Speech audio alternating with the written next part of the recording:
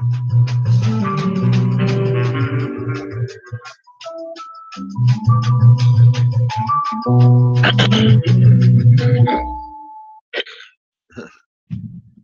right, Hesh. All set? I'm all set. Yeah, all right, buddy. To you. Call Nations back in the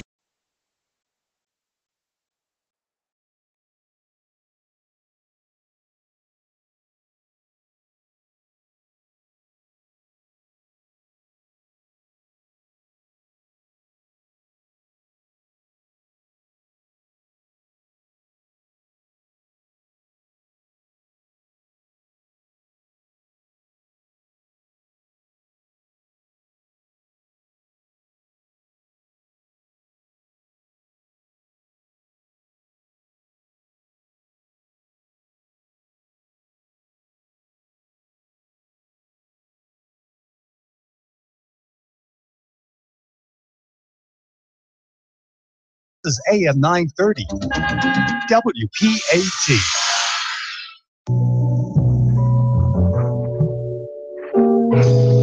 Hey, Ralph Romeo with you. The Heshy Hour. Stay tuned.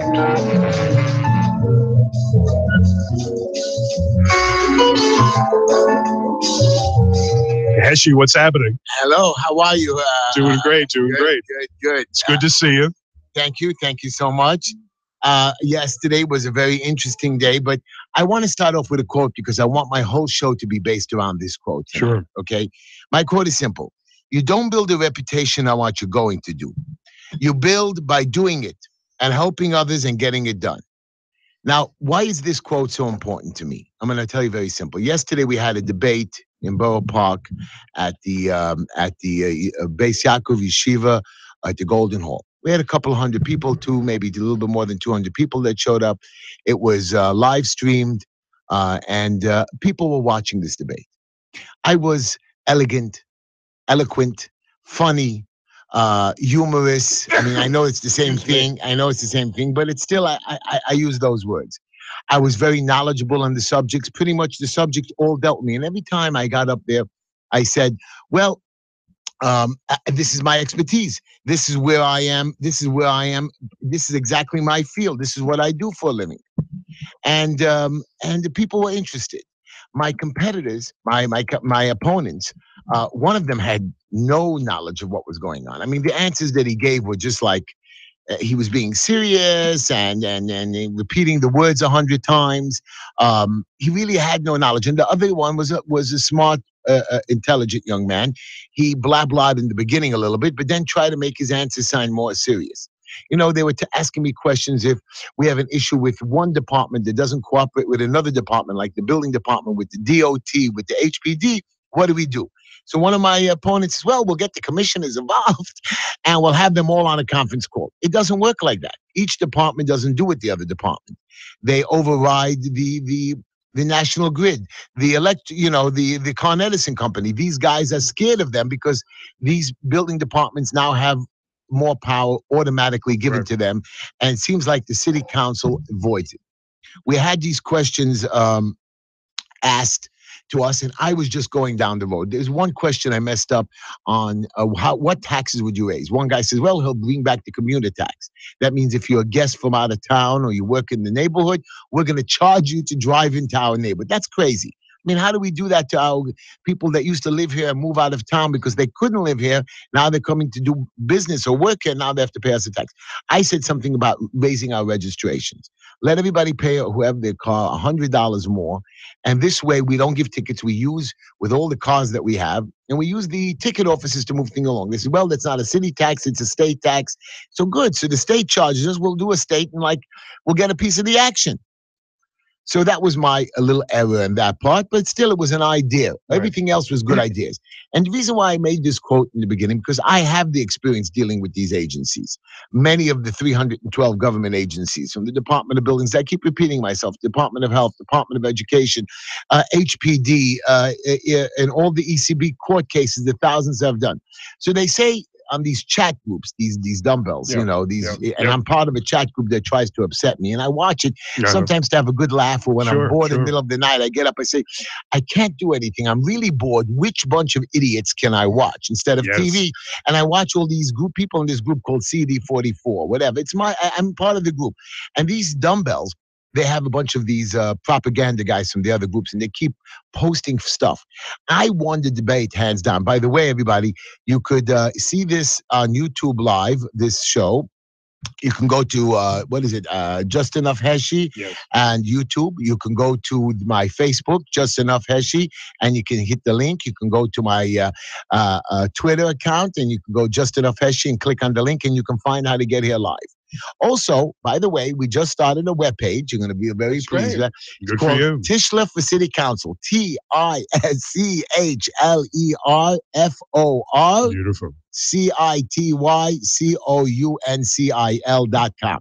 Tishler for City Council. You can make a donation or contribution from $25 up to $2,500, because now we're in our last week. We're in the last week of the push. And this is the week where I got to get my pictures out. While these guys wasted 400,000 or 500,000 or 200,000, I'm low. I am tight on funds, and I don't want to blow the money. So I'm doing it the last week where I'm going to put my posters out in the neighborhood. I'm going to put out my advertising material. So now you guys get to see my face. So I just want you to know, Tishler for citycouncil.com. Do it, guys. Let me win this election. Let me go into the city hall. Let me go into city council. Let me show these guys how we could make the change. One guy says, well, I'm in legislation for 17 years, one of my opponents. Now, he's been in legislation, but he doesn't know any of how to navigate the system. Yeah, he's going to create another law. But what I ask these guys, very simple question. In the last 7 years, nothing has changed. It's gotten worse. One guy's been, remember, in this field working for different councilmen and borough presidents for the last 17 years. And the situation has got worse. Parking in my neighborhood's gotten worse. Ticketing has gotten worse. Sanitation has gotten worse. They want to bring legislation to take photographs of sanitation people walking around. I told them they do take photographs already when you get a violation for the Department of Buildings or the big sanitation cars. They do take photographs if you have dirt in your front. If you have garbage in your front lawn and they don't like it, or your grass is too high. So they do take photographs. You're right. The little sanitation workers that hand out the $100 tickets, they don't take photographs, which they could. So now they want to make legislation to do it. But there is these rules. You don't need any legislation. These rules get changed automatically. So this is what they're worried about. They don't even say that the fines have not doubled, have quadrupled in the last 8 years. Quadrupled, went from $25 to $100. They don't even know that if you miss the ticket or it flies away, it goes into default. Now they changed the law that you can't take it out of default if you forgot about it for 60 days. And people do get busy. And this is my opponents that have no knowledge of the laws, the codes. Yeah, they have the big legislation, but they're not studying the little laws. They're not knowing how to navigate. So they say, well, Heshy, you don't know how to do the system. You don't know how to make friends. Sure, I know how to make friends. I was very friendly. I met all the politicians afterwards. People came over to me, and I won that debate hands down. After I finished the debate, I went over to the city councilman that was sitting there, and I spoke to him. Oh, Heshy, you came in a close second. Now, everybody told me I won. I was funny. I was intelligent. I was better looking than the other two candidates. Oh, I That's what cried. counts. Oh, I'm more handsome than those. They're good, they're good looking boys, but I'm 10 times more handsome, And my point here is that these guys had no knowledge of the workings of the city. They might know legislation. The other guy has met a lot of politicians. And his father was there. And I told his father, I hope he's going to retire next year after 35 years because nothing has gotten done. So, but my guys are not giving me an answer, my opponents, that in the last 7 years, the administration that we had has not made the changes that were needed. Why? Why has it gotten worse? So today, for example, I gave a parking solution, a 4-point parking plan that I've been preaching for since I became a candidate. Now, these other guys are trying to steal part of the idea, very small of the idea. So today I actually went to the lot, took a picture of the place and posted it and say, look, here's the big lot. Here's where I can make the 4,000 pieces. This is what I'm going to do. One of the smart guys, a guy Nachman on our WhatsApp group, always has a comment. He's never he's always for the bad person, He never gives credit where he's supposed to be. Yeah. And this guy, He goes, "What's your plan?" I said, "Listen to me. Didn't you watch my video? I've been saying my plan for the last 2 months. I plan on taking the sanitation line. I'm going to create 4,000 spots that we've created plus more. Where are you going to park the garbage trucks?" He's all worried where I'm going to park the garbage trucks when he knows there's 20 different lots and some of these garbage trucks don't even move around half the time. So he's so busy finding out every little detail. Why don't you understand it? Do you like the idea? Have you commented idea? How come the other two people haven't come up with this idea? But all he knows is how to knock. Why? Because we have a lot of propaganda people in these WhatsApp groups that are being paid big money by these other guys. My other competitor barely could answer the questions. Really, I like the kid. He's a young boy, 36 years old, but he couldn't even answer half the questions. At one point, he let me take some of his time, which I was very impressed. Yeah, my answer is no, and he was quiet. So I took his minute and a half time. I actually controlled that debate. Everybody, today I got a minimum of about 300 texts, about 200 calls. Everybody says I won the debate hands down. Then they put this straw poll together. This idiot puts a poll together that has maybe 300, 400 voters from the WhatsApp group. And these people who are the fake or workers, they keep voting 2 or 3 times. And they say I lost the debate. When everybody says I won, even the councilman says I came in a close second. And they put this guy who could barely speak 2 words on the stage, my opponent, that he won the debate, which I'm like in shock. Now, gentlemen and ladies out there in the field, not only did I win the debate hands down, I crushed it. I was knowledgeable on every subject. I knew of what was going on. I studied the laws. I know the laws. I have a great team around me. I've helped people. Today alone, I had maybe a few of the people that from the debate came to me. I had 2 politicians that came to me for help today. I mean, I was busy from morning to night working on the rules and regulations to help. But they're telling me I don't have enough knowledge working government. These 2 other guys have no knowledge working government. Sure, they know how to maybe pass a bill or write a bill. Right. But you know how long it takes them to pass and write a bill? Months and years. Yes. And they're in charge of billions of dollars. These guys have never done budgets before in their life. They've never done audits before in their life. They've never helped under companies. I've ran 3 successful companies in the last 30-something years. These guys have not. And here's my best part. The last 2 months, these 2 gentlemen have been being on the street and politicizing themselves, going out, doing politics, meeting people. Actually, every day from morning to night, meeting rabbis, meeting teachers, getting endorsements. Here's my question to you. How did they make a living? How did they pay their bills? I mean, I couldn't take a day off. Somebody's got to explain. And they're telling me they're not rich and they're bitching about how much money's tuition, how much money's this. Well, what does your opponent list as his profession? One is, I think, the chief of staff of the city councilman. So right now, he's not working for the last 2 months. Masabi, they still get paid even if they don't. And the other one has no job.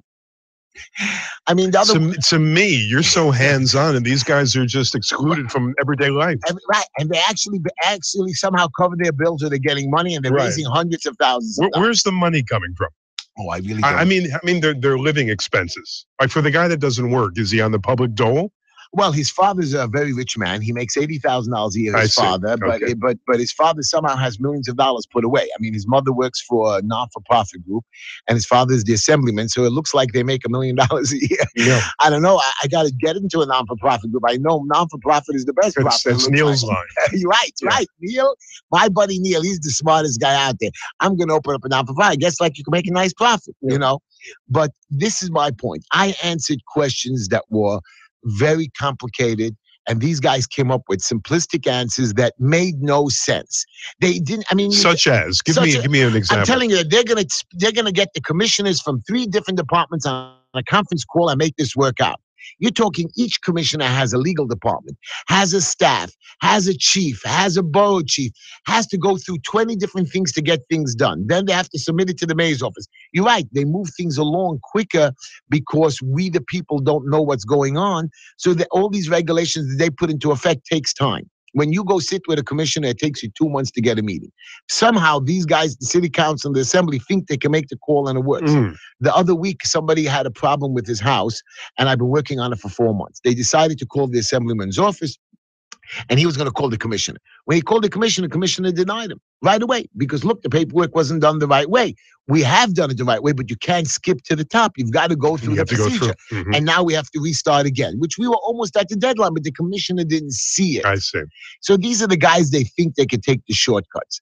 They don't know that there are regulations and rules. And I teach them that you have to navigate the system. Why aren't you navigating the system? I don't know. So people think that it can go. Everybody, you can call into tonight's show to 212-219-9695. 212-219-9695. Ask me anything. Ask me about the debate last night. You can watch that debate. I will be posting it on my WhatsApp groups. I'll be posting it on my Just Enough Heshy Twitter page, on my Just Enough Heshy Facebook page, on my Harold Tishel Facebook page. I'll be posting the Hamadiyah debate, and you will see that I won this. You will see that I won this hands down. Again, they just sent me a copy of the poll again, and I'm embarrassed to tell you that for some reason they have this guy Hiking in the lead and Yeager in the lead, and it's not possible. Everybody told me how great I did at the debate. I got onto the stage in the beginning, and I was told by one of my friends, you got to wear a suit and tie. I'm not a suit and tie man. Yes, for the weddings, for the weekends, for the Shabbos, the synagogues, the funerals, I wear the tie. And Jack, when I got up there, I wore the suit and tie, and right away I took it off. I said, "I'm not a suit and tie man," and I threw it down. And people laughed. You got to be what you are. Right.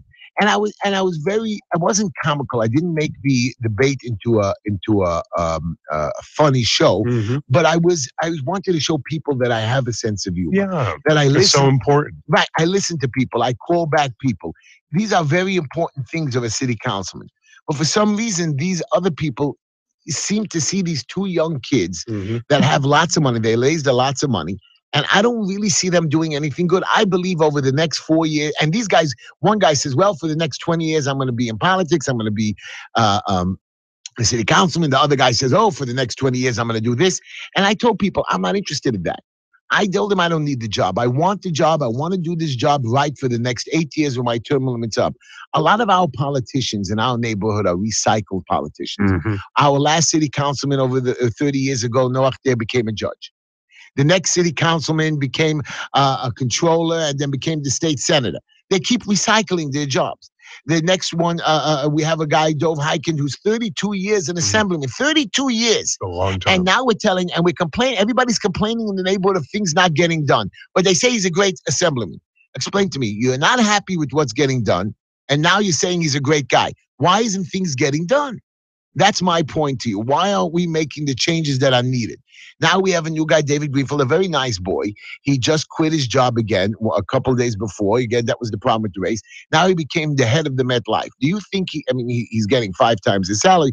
Do you think he's not going to come back in 5 or 7 years and get recycled also? This is what we do. We recycle our politicians. They come into our lives and they just never leave. And what bothers me the most is that the people fall for it. And I'm upset. Everybody says, well, don't worry about this year, Heshy. You put up a good run. Next year, when you run, you can do it again, or 4 years. I'm not here to play games. I came here, when we had the presidential election, we had Trump and Hillary. And I promise you, if I didn't hear people complain morning to night, Ralph, morning to night, people saying, oh, I have to pick one of the two evils. They're both no good. They're both numbers fell, but one of them has to be chosen. People were complaining about this race before I got into it. There was a third guy that got into it, and they bullied him out. So now you're back to the two evils. So you have the old councilman's assistant, which is a nice man, but an old councilman's assistant. And then you have the assemblyman's son that doesn't deserve to be at all on that stage with me last night. Or at all. And by the way, they tried to cut me out of the New York 1 debate. They got me cut out of the debate. They had another private debate, as I was screaming last week, this guy, Leon Goldenberg. So, and I don't even know how the debates went because I watched it and it was just like, I made fun of it. That's why I was so prepped for my debate because I had no fear. I knew I would crush them. I mean, I'm talking hands down crush. So, when these guys who think they're so smart, these two young men, I even forgot what I was saying now. That's how excited I was. So I didn't even have to prep. That's how good I was. But I did prep. I did prep for the thing. I knew all the subjects. I knew all the topics. So these two young men who have no experience actually being a councilman, but actually leading a community. Yes, one guy has worked for 5 different politicians, has been part of legislation. Now, here's what bothers me. He's been part of legislation for 17 years. So he made this situation so bad. Yeah, he's the failing. He's the one that caused these problems for my community to get in trouble. I figured out ways for parking. I figured out ways for alternate side of the street parking. I figured out ways to help us with our tax abatements to try to push it through a little quicker with the state and the city to help us with peace. Some people, they got people up from the stands. I even told people, a bus driver got up, and how I'm going to teach, how I'm going to give him a special parking spot that he has no problem looking for parking during the day and the night for his buses. I figured out a way to create 4,000 more parking spots for my area. And it's not appreciated. Now, when these two guys or any of those two other guys get elected, I promise you that the fines are going to double. I promise you that my fees are going to double. I know that I'm going to make a lot more money because of more trouble and hell that they're going to cause, not only my community, but the communities across the city, because they are people. And you know what the biggest question last night? When you get elected, who are you going to choose for the head of the city council? Yeah. I'm not elected yet. Why would I choose say, anybody? yeah. What are my interests? One step at a time. One step at a time. And all of us gave pretty much that same answer. I at least gave a better answer that I'm already doing my research and I'm looking into the 8 candidates, and I already figured out that I will decide who when I'm ready to choose. And I told everybody when these other two guys said, well, on January 1st, they're going to be ready to rock when they get elected. I'm going to be ready November the 8th. The next day, my sleeves will be rolled up. I'm going to have my staff together working with the old city council office to try to change and already take over his office and all his duties. Phones open 212-219-9695, 212-219-9695. Heshy will take your phone call. And don't forget, Tishler it's called Tishler for citycouncil.com. You could donate, see my webpage, take a couple of pictures. My aggravation here is that I've put in some serious time. I work 14-hour days. And again, I'm going to stress this fact. I put in a regular day. I do my campaigning. I do my volunteering. Recently, we had a fire in our neighborhood. Okay? We had a fire in our neighborhood. And I'll take any call that comes in. We had a fire in the neighborhood and nobody even, wasn't even an important issue. You understand? It wasn't even an important issue. The other issues that were important was Puerto Rico, they want to load up. I had a rabbi in Jersey was able to, with his congregation, with all the problems that he had to take care before the holiday, he was able to fly 2 full plane loads down to Puerto Rico. Do you understand? My brother was able to ship down 2 truckloads to They Texas. need it. Let me tell you, impressive. That's very good. Right. We lost your calls, 2 of you, 212-219-9695. My brother was able with his children to send down 2 truckloads to Texas. We can barely ship a truckload in our neighborhood down to Puerto Rico with donations. I'm disappointed. And I was one of the guys who dropped something off in the truck. Why are not things getting done in our neighborhood? Because we don't care. But if there's a big issue, they know how to get on the radio or the TV and they pitch it and they run away. I, on the other hand, there's a young family, a Stauber family with 6, 7 children. Somebody was injured. They're in the hospital. The entire house burnt down from top to the bottom. Do you think my opponents even brought the situation up? Do you think they're asking for donations? I have a donation called the Right Century. It's a Chase Quick Pay account. If you do the Right Century at AOL.com and you go to your Chase Quick Pay account, you can donate from $1 to $5,000, and that $1 will get discounted at all or given away, will all go to the family.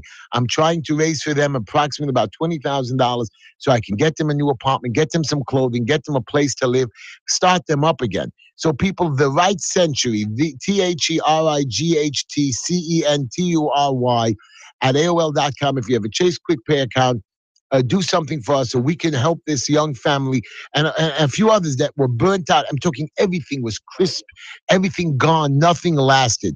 And where were my opponents? Nowhere. I have to go up to the hospital to visit. I'm not taking no pictures in such a case like this, but I care about people like this. These are the things that we have to go through our community and people. And our community is very serious about helping other people. And that's my disappointment with my opponents. They talk a lot about, last night, one of the questions was, when was the last time you went to Israel? So one of the opponents, his father goes all the time to Israel because he's a very big supporter. Again, he's a politician. He's supposed to be working. Sure. He's 8 hours a day for us, but he's too busy on the campaign trail. Yes. And he says, he was there 3 months ago. The other one says he hasn't gone in 10 years to show that he hasn't traveled. I haven't gone also, by the way, since 2009. I went for my father's, I go for his, it's called the Yurtzeit, where every year when he died, I go pray his grave, I go for a day or 2, and I come back. I don't really take the family. This time, I didn't go for like 8 or 9 years, and my mother did pass away 4 months ago. So I went to put up her stone because I couldn't make it to her funeral. I sent my brothers. And that's my point to you is that when they brought that up to me, oh, when did you go to Israel last? And I tried to explain it. I went for my mother's funeral. Where do you vacation this summer? I never vacation outside of Brooklyn, New York, out of the summer. Last year and this year, I've had a good, my son went upstate. He got a job there. So we started to go for the weekends. My wife liked it like it. But these were the questions that some of the panel asked that was not important. The most important question there should have been is always about the community. What are you doing part of the community? What groups are you part of? What boards are you taking care of? Why aren't we dealing with postpartum depression? And you know what? These questions didn't come up. Yeah, there were some very good questions, but these main questions of why you're not helping the people coming up. Why were the questions about Israel? Is that so? Is that very important? No, is that the most important to these people? It wasn't. Who asked that question? One of the people on the panel asked, when was the last time you were there? What was the reason for it? Because they wanted to make our assemblyman goes there every few months. Right. And he's supposed to be more involved with our community. Mhm. Instead, he's constantly going over there, which is nice. And he's a big supporter of Israel. If you hear his radio shows, I stood up for this family in Israel, that family in Israel. What about the families here that are That's what struggling? it's all about. What about the families here that have the fire in the house that you have not done anything for because it's not big news? It has to be big news for these guys to jump in. Right. I don't do that. I deal with little problems. I deal with child abuse. I deal with school issues that have children that were abused or hurt. They were talking about a law that the assemblyman is trying to pass that has failed, that they want a school where a child is molested. Mhm. They should punish the guy forever. I agree. He should be sued. The person who Mhm. molested the young child should be punished. But they want to sue the school for 90 years later on. Now, public schools can't be sued, but they want to school the yeshivas, the Jewish schools. They want to sue them, and that's not right because 40 or 30 or 40 years later, there's a new administration, new children. You can't just bankrupt the school, what happened 30, Right. 40 years ago, Mhm. and I'm against that. You're right. This organization called Yafed that he was on with me last week, we all agreed that he was no good. Okay, but again, my opponents did not say why he's no good. Mhm. I'm the only one that says, hey, I don't mind some of the secular education. Of course, I want our children to have better secular education. There's so much money out there that I want our secular education to improve. What I don't want is I don't want the different gay marriages or whatever it is to be forced into my schools. I don't mind what's going on, but you have to be careful on how you discuss it. We have a caller? Hello, caller. We do. You're on the air. What's your question? Yeah, hi, Heshy. How you doing? Hello, who's calling? Ellie. Hello, Ellie. How are you? You have any? Good. First of all, I want to tell everyone they got to vote for Heshy. Hands down. Yeah, that is good. Thank you, Ellie. Thank you. Did That's you the watch first our? thing. The second thing is, I want to know what happened today in Borough Park with the police. Were you involved? Did you hear about the story with the guy taken down? Yeah, well, I did hear about it. I did hear, finally, it was such big news, Ralph, that I heard that the councilman jumped in on it. That was with I did hear that. Yeah, Talk about that for a minute. Yeah, the older gentleman was driving and he was on his cell phone, they claim. And the police officer pulled him over and asked him, he's an older man and he's 70 years old, and the man couldn't see well. And he said, I couldn't find my registration so fast, which the registration most likely was in the front window. So the police officer today with the computer scanners could have done it right off the front window, pulled him out of his car, threw him on the floor, and then took him in and booked him. And said for disorderly conduct. Really, a 71-year-old man that you take him for disorderly conduct. A man from the neighborhood? Man from the neighborhood. And this is just yeah. unacceptable because Musabi, the police officer, and they're so busy with their ticketing and their cell phones. When we had a rash of robberies, we had the Jewish New Year. Mhm. There was a rash of robberies in our neighborhood, one of the most safest neighborhoods, because the people, these robbers knew that we go to synagogue late at night or we stay out all day and we don't come home. That's a very important holiday, the New Year and the Yom Kippur holiday. And we were robbed. 30, 40, I heard some robberies were done. Where were the police? Where were the police? I'll tell you where they were. They were giving tickets. And this is unacceptable. I have a young lady that came in today with a violation. On Rosh Hashanah, the inspector came to her house and knocked on the door to serve her a violation, stating, hey, you did some illegal work, which she didn't, or was some modified work. And first thing you do is give a violation. Since she wasn't ready to accept or open the door, they went and posted it on the door. Why? Because she couldn't accept it or refused to accept it. Mhm. These are things that are just not acceptable.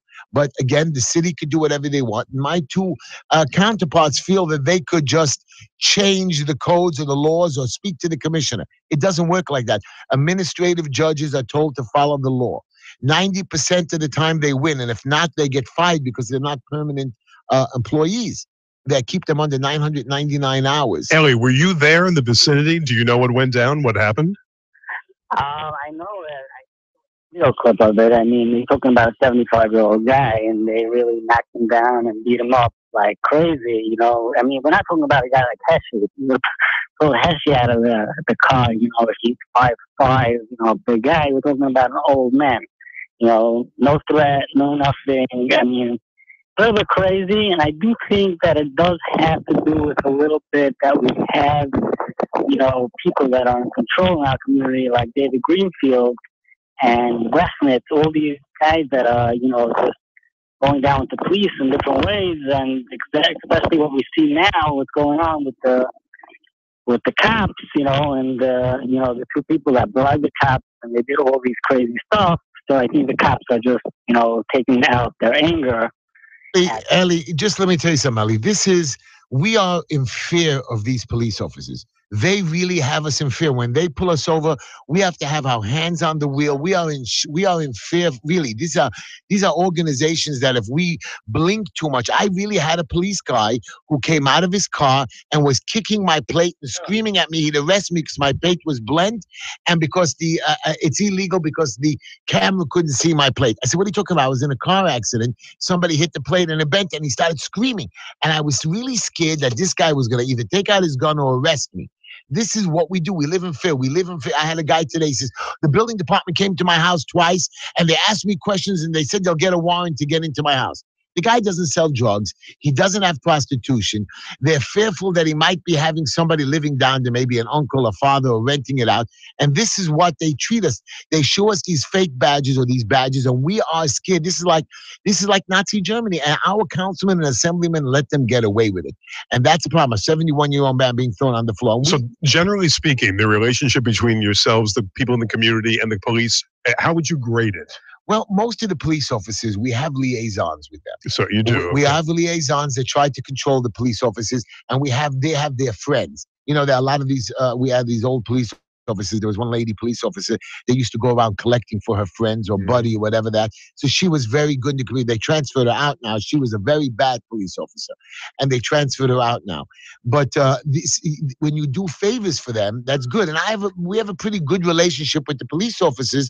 But every once in a while, you get these crazies, and then you have the code of law, and they punish us, and they have to give us tickets. We do have the showroom and the chaverim and other people that work with the police officers, and the police officers respect them.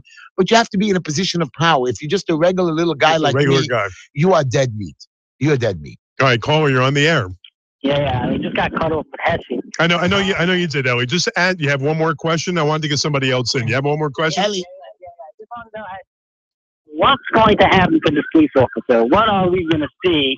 A guy taking down a 75-year-old man. Is he going to be fired? Are they going to do anything to him, or are they just going to, turn their eyes away and be back on the job tomorrow and doing it to someone else the next day? Well, first of all, Ellie, how did you like my debate? By the way, how did you like the debate? Who won the debate? That's what I want to ask you. You watched the debate? I didn't watch the debate, but if someone tells me that somebody won the debate, it must be you. Okay, I just wanted your opinion on that. So I'm going to give you an answer on my police officer. I think I know who this police officer was because he usually stands on 18th and 53rd. He'd actually they stand over there. And he's not going to get in trouble. He's going to have disorderly conduct. Maybe the councilman will do a little screaming and hollering, but I don't believe he's going to get in trouble. Was he belligerent? Did he give him a hard time? What happened exactly? Exactly what happened was he was pulled over for using his cell phone. I guess the old man tried to explain that he wasn't using his cell phone. The guy said, "Give me your license and the registration." The old man says, "I couldn't find it. It was too dark. My eyes are not good." And what happened? The guy was screaming at him and pulled him out of the car and threw him on the floor. He said he was disorderly. On the ground. Caller, what's your name and what's your question? Caller, you're on the air. What's your name? What's your question? Hello? You're on the air. Speak. Okay, good. Yes, go ahead. So again, I wasn't part of the story. I didn't speak to this older gentleman. I saw photos of him. With his injuries at Maimonides Hospital. And that's it. We have another caller? No, okay. So I saw his injuries on the WhatsApp sites and all the Facebook sites, and he was injured and he was hurt and he was injured. It's not right. You're on the air. What's your question for Heshy? You're on the air. The cell phones don't work so good. Okay, we're not gonna. I don't know. Something's wrong with the phones, but you can still call in. Everybody, what's the number, Ralph? It's 212-219-9695. If you call, just you'll hear a little click and you'll get my voice and just start to ask your question. And now my competitors have these cute little songs going out, videos. Even last night at the debate, I was embarrassed because they started to fight over something stupid about insults. And one of them insulted the other one's family, their wife. The other one insulted the other one's religious background. And it was like foolish. We were there for just for the issues. And what happened was thank God it was only a few minute fights, but most of their workers are too busy trying to cause this fighting. And we also have a lot of propaganda. How this guy is great, how this organization, these two guys have so much support. President Trump and Mayor de Blasio did not have so much endorsements as these two guys come on. I'm telling you, you should see that they have endorsements on an hour. One guy said that he has every police officer in the city of New York endorsing him. Wow. I am so impressed with this guy. I want to vote for him. Yeah, right. And the other guy has the teachers' unions and every rabbi. I haven't seen one rabbi get up and endorse. Just have to get away from politics as usual. All these guys are so ensconced in their positions. You don't make a career out of politics. You're coming in as a citizen wanting to do good work. These guys have been there for instance, Hyken. 30 some odd years. And again, he's a good man. Enough is enough. Right. Let's get some new blood. No, but his son now is taking and the son, over. Right? The son's good. It's like a monarchy. Right. No, they want to have both seats of control. All right, caller, you're on the air. What's up? Caller, come on now. All right. Is there something wrong with our phone? No. Okay, guys, no problem. You can just keep calling or whatever. 212-219-9695. Get right on the air. Speak to Heshy. Go ahead. Now, here was my thing. When Mr. Yeager decided to run for office and he was going to take over his boss's seat, Greenfeld, I thought, you know what? Maybe it's a change, the next generation. I wasn't thinking of running. I had some issues with my mother and not feeling well. And that's it. So I decided that, maybe I won't run. When Mr. Hyken decided to run, I said, hey, here we go. The same two arguments all over again. I jumped into the race. I gave the third option. Anyways, so I gave, we have somebody on the other side. Phones are working. Hello. Chris, go ahead, Chris. Heshy, how are you, brother? Fine. How are you? Good. Ralph, love you, brother. Hey, listen, very proud of you, Heshy. You're doing a great job. Keep it up. Hey, I just wanted to bring up one point. If there's ever a violation, say against, I'm not picking on the ones that do a great job, but a 71-year-old person, I believe that should be done once there's decent proof. That should be done by an outside organization and not the same people. And it should be a funding thing because I think that somebody doing one of those jobs should be happy to pick up a paycheck and do a good job. But if you have people in there that are violent or carrying around a gun, they should be stopped and pulled off their job clearly. And it should be done by an outside organization. And I think that would get the job done more effectively. Thoughts on that, by the way? I agree with you, Chris. When one of my plans is when I do get elected to office is I'm going to create a lot of civilian groups, different housing idea groups, developers, contractors, homeowners, create a group that will oversee it, that I will have meetings weekly or bi-weekly meetings on their ideas and telling them the codes of laws and saying what's going on in the city. I want to have another oversight of my local, remember it's a local community. I want to oversight the police officers, oversight the sanitation of the abuse that's going on. I believe there should be civilian groups by every city councilman, not a community board that controls your community for 20-something years. They never get thrown off their board, and they make up these laws and codes. Like one of my opponents has been on the community board for 14, 15 years, and he says what kind of a great job he's done. But again, my neighborhood has just gotten more and more worse. I agree. And something like this, we should be constantly having independent groups advising our councilmen and assemblymen.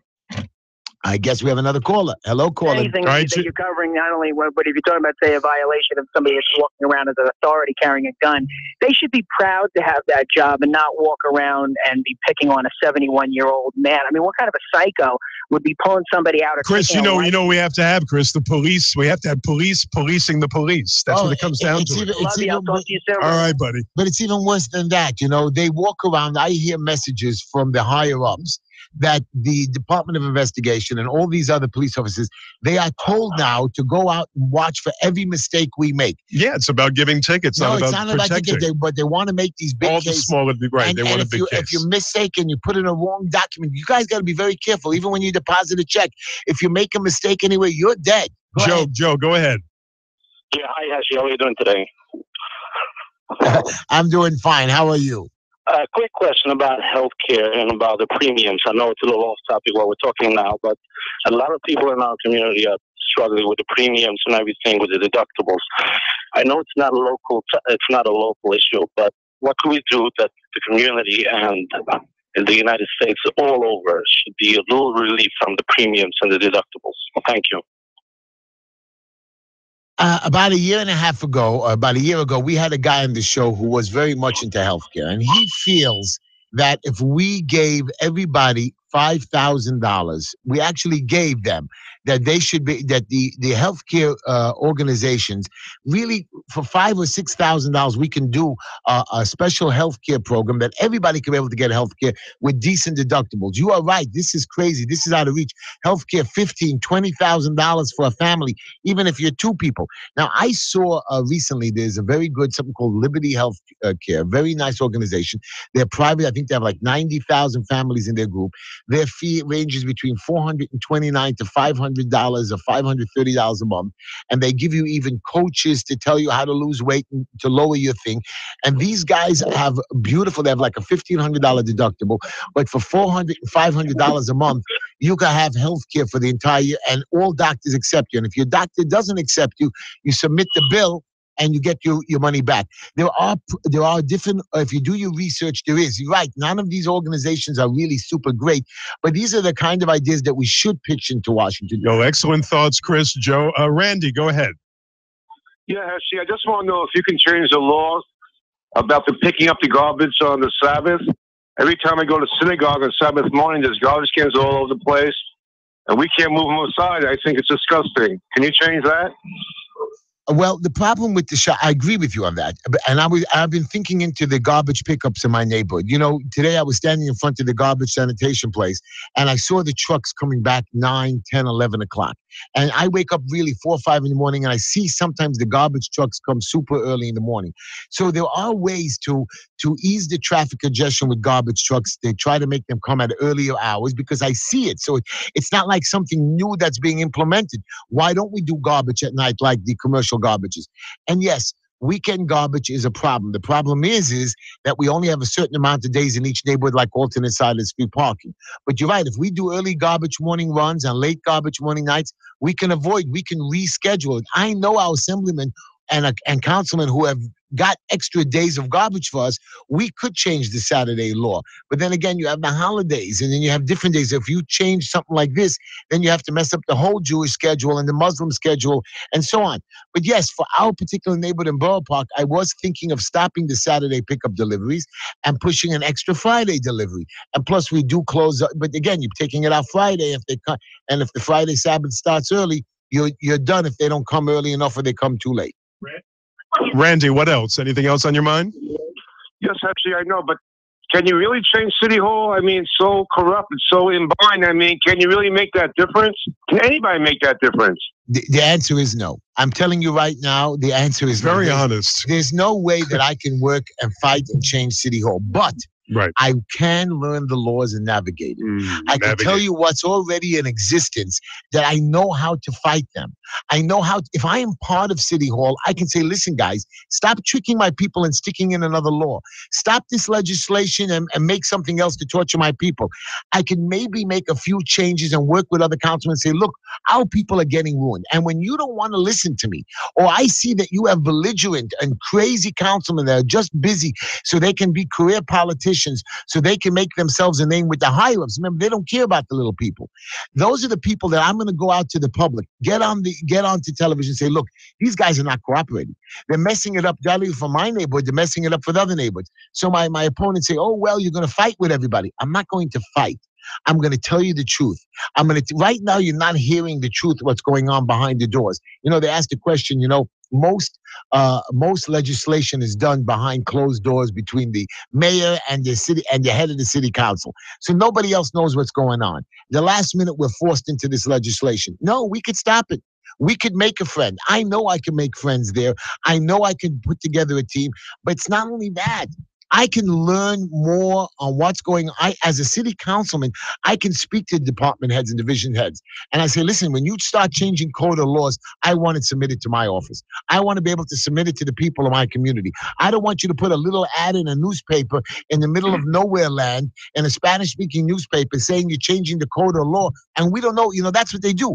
They take this little ad out saying the code is changing tomorrow, the law is changing tomorrow, and we don't have time to fight it. Right. And these are things that I'm going to make sure, and I'm going to create again 1 or 2 more civilian committees.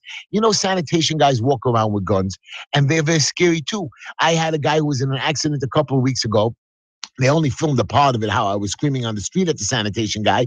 But he went and bumped in, or the other guy bumped into him, and they made a whole big thing. You better not move. He took out his, I'm going to arrest you if you move your car. Really, the kid couldn't even go to the bathroom. Sanitation policemen driving around in the middle of the night. Forget giving tickets, but they're actually driving in the middle of the night to arrest somebody for illegal dumping. Come on. Get it out of your head. And forgive me for my ignorance. What is a sanitation policeman? I have no idea. Special. These are special cops just for that reason. Just for that reason, wow. They walk around with guns. I didn't know about that. They can arrest you for anything, also. And you know what? The best part is there's something called the mayor's task force. You have building department inspectors that have 2 police guys with a gun. So when they come to serve you, they come with actual people and they walk into you. So when an inspector comes to your house and knocks on your door and gives you a violation, he shows you his badge. If you're educated enough, you can tell him to drop dead and leave your house and post it on your door. I'm not letting you in to inspect. Because once you let them in, they can find anything. They can be called for big grass or illegal work going on. When they don't see this happening, they look around and say, oh, that stove is not good hooked up. Or that door has an extra lock on it. It's a SRO. But my son put a lock on his door because he wants to have privacy. No, you can't have that. So they can come in once you let them in, give you a violation. The mayor's task force is the same joke. You don't have to let them in, but they come with 2 guys with guns. So now you're watching 2 cops with guns standing on the side there. You're really shaking in your pants. Intimidation factor. They intimidate the fact. And then they actually change. I had one guy who came, he gave a violation. We called him to release the violation. And another department, this is a story that I'm going to tell you. A guy got a violation for doing work, work without a permit. Yes. They stopped him, they gave him a fine. The mayor's task force came and gave him a fine as well and said, well, you did something illegal. 2 different agencies, but both part of the building department. We made everything legitimate. We fixed everything up. We cleaned up the site. We called the building department. They came down and said, okay, baby, go to work. We went to work, and then we see that there's still some kind of a stop work order, vacate order. So we called the mayor's task force. It's, they released us. No, we have to come down and check it. I said, okay, come down and check that everything is okay. When they came down, they gave us a violation. We said, why? You worked without a permit. We have a permit. They told her, and plus you worked unlawfully against the stop work order. We said we didn't. The building department released it. We didn't release it. I said, aren't you part of the building department? Yes, we're a different division. You didn't listen to us. I was crazy. So he gave us a violation of work without a permit. We were going to go to court and beat him. And then we had to pull new permits and pay a small fine. The next day he came back. He says, no, I'm denying you on that violation. I'm giving you another one that's worse. I just couldn't understand. Yeah, unbelievable. Watch us on Just Enough Heshy. See the prior shows. If you missed something important, you can go back on YouTube, Just Enough Heshy. The phone number here is 212-219-9695. Say it again. Tell me what that is. Yeah, just to say JUSTENOUGHHESHY, Just Enough Heshy on YouTube. You can see all the programs that we've done the past few weeks here. Go at 219-9695. You got And 10 minutes to get your call. Don't forget to check out the tischlerforcitycouncil.com website, TISCHLERFORCITY Council, COUNCIL.com website. And you'll have a couple of nice pictures. You can donate and have a good laugh or not a good laugh, but at least enjoy me, send me a message, and so on. This is issues that I'm going to bring up one more issue. Recently, what was it? Last Friday, I was called to a job site that they said the building is collapsing. It wasn't. We had a whole discussion. We brought the engineer, we brought the building department. They stopped the job. They gave us a violation. And they told us, listen, this emergency stuff, bring an engineer here right now, today, in 1 hour. We brought the engineer. We made sketches. We followed every letter of code. And they put into the computer, okay, go to work to fix emergency repairs, and we will wait for you after you finish the emergency repairs. You will then be able to file more plans to make it more better and stronger. We follow to the letter of the law. Emails telling you rescind orders. Another guy comes from a different department and says, I got to give you 3 more violations, stop the job again. I said, are you crazy? Look, here's a piece of paper and an email. I don't care what he said. We called up the old inspector. Now, this happened. He told us to begin work on Saturday and Sunday. I told him I don't work on Saturday. Sunday, we were going to go. He even gave us permission when you're not allowed to work on a Sunday. And we got all the material together, showed him pictures. The work proceeded. Halfway through the work, another inspector said, stop the job. We said, but we have permission. I don't care what he says.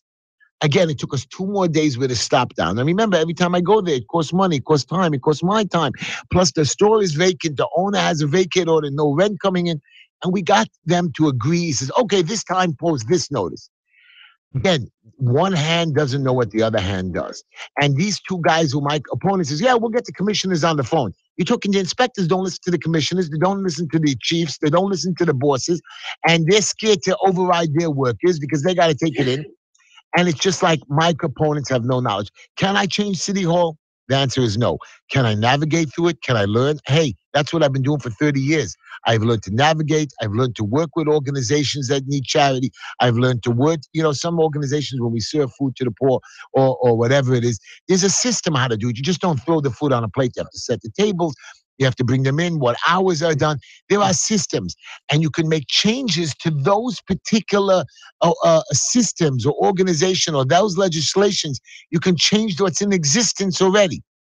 We are doing registration for cars. Why isn't there an extra city tax registration for the car? This way, we don't have to we can have the ticket agents moving traffic along. Why should the state control it? We have tolls being raised by us all the time. It's really a state thing, you know what I mean? But the city is involved. Does the city get a piece of it? You're coming into my city, you're coming into my state too. But pretty much these tolls are all city bridge tolls, or maybe they're run by the state, but it's all for the city. My point is you want to add on a commuter tax. I can't even believe that somebody's driving in from Jersey to Brooklyn or Manhattan, and you're charging them a tax to more tax. Ridiculous. And the city council is even thinking about such a thing. Again, free lunches exist. No kosher free lunch because of Mayor de Blasio. The other day I was watching on television. Yeah. This guy Rechnitz, as you heard from one of the callers earlier before, that he was sitting on the stand and he claims, he swears straight out, I gave the mayor's people money. I had the mayor's telephone number. The mayor gets on and denies it. Gets on and denies it. No problem. My local politicians. Is the $100,000 guy? I heard this story. Yeah. I think he gave more here and there. But here and there he gives. And he's testifying again. The mayor was cleared for some reason of these wrongdoings, and this guy is testifying against everybody. I personally can tell you that he worked with that. We got donations at the local level as well. None of our people are returning their donations, and it's not coming up because he gave donations. And this is the way it works. I am not owned by anybody. I do not own any organizations, any big schools, any favors. But I want you to know I am loyal to my organizations. I do love them. I do care about them. I do care about my yeshivas and schools and moisters, as they call them. I love them that they take care of our children and watch our children. You don't know how hard is it to have a kid in school and babysit them all day long and try to teach them something. It's a very complicated and difficult job. I know. I was a teacher when I was younger. I was a tutor. I worked many times in education, and I see how hard it is So don't think for a minute I don't appreciate what they do, but I don't appreciate when you're getting government funding in the hundreds of millions of dollars and you throw the child out of school because the parent is behind in tuition. Now, I didn't know that these guys are getting money per child that sits in the school already.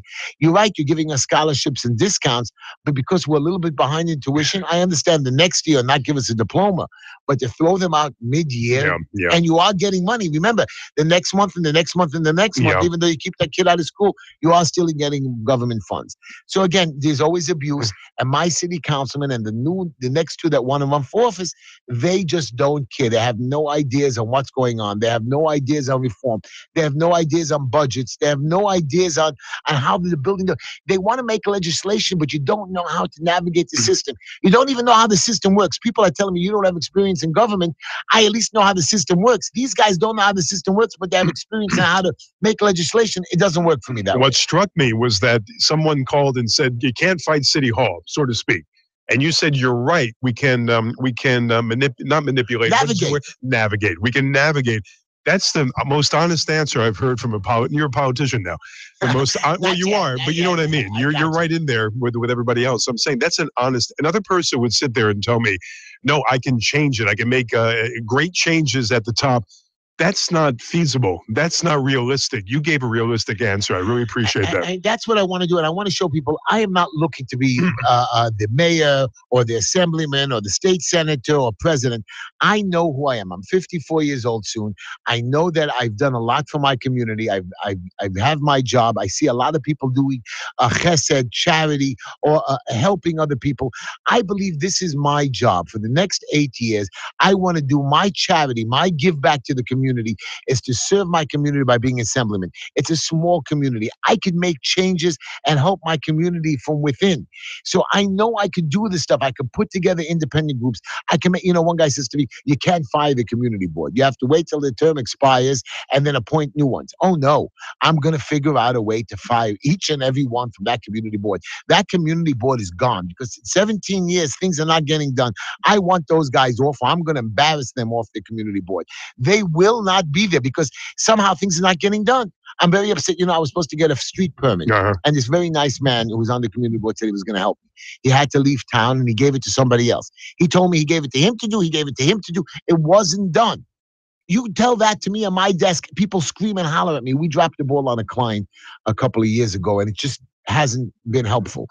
Do you know how screaming we get out? We get tortured. We have to try to fix it. We have to take a loss of money. They're very depressed. You have to refund it. We still have to finish it up. These guys dropped the ball. It's like, we don't care. It's that guy's fault. It's that guy's fault. And too bad on you, and nobody could take the blame. Hey, you got a couple of minutes to get your question in. 212-219-9695. It's now or never. We'll be here next week before the election, but that's the last time. And this, well, before the election anyway. You know what I love about this whole thing? You're just a guy that's seen the injustices within your neighborhood, and you want to do something about it. Hence, you're running for president. Yeah. You're running for office. Maybe you never know, but you're running for office. But the whole thing is, you lived it, and you're right there with it, and you're a working man.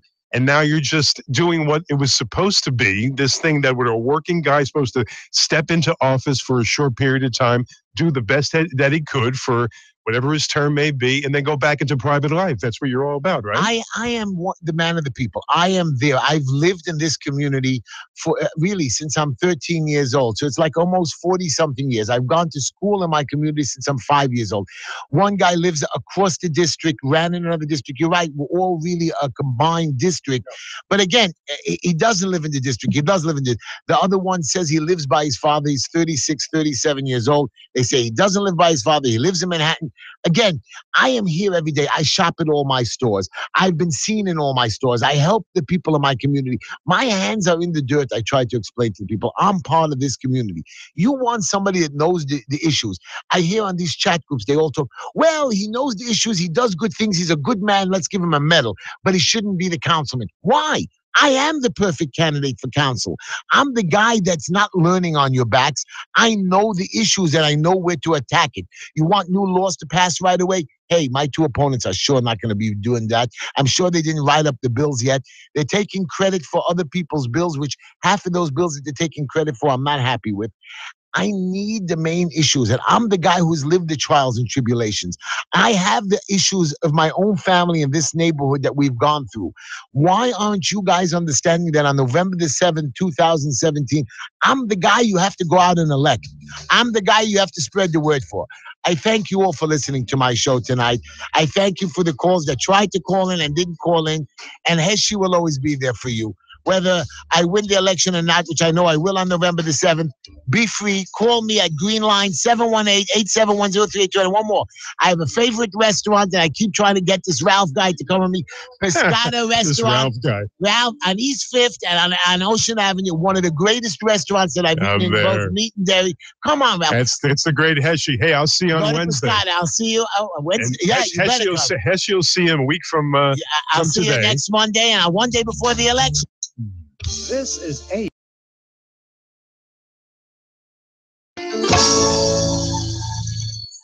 Are you ready to leave?